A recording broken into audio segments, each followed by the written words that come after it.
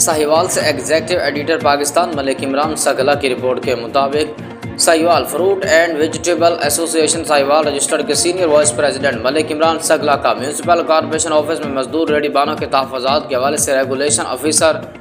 इशफाक अहमद खान लोधी से मुलाकात के दौरान कहना था कि वज़ीर आला पंजाब मरीम नवाज़ के विजन के मुताबिक उनका कहना था कि शहर भर में जहाँ कहीं भी रेहड़ियाँ लगती हैं उन रेडी बानों को तंग न किया जाए, उनको लाइन अप करवा कर उनकी हदबंदी करवा दें। इस मौके पर रेगुलेशन ऑफिसर इशफाक अहमद खान लोधी ने भी यकीन दिलाया कि रेहड़ी बान किसी किस्म के वायलेशन न करें, किसी किस्म के ट्रैफिक में रुकावट न बने। तो हमारा वादा है कि किसी रेहड़ी बान का सामान नहीं उठाया जाएगा और न वहाँ से रेहड़ी को उठाया जाएगा।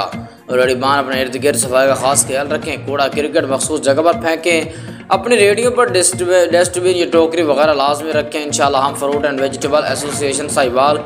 रजिस्टर्ड के अहदेदारान से मुशावरत करके शहर साहिवाल को इंक्रोचमेंट से पाक और साफ सुथरा बनाकर दम देंगे।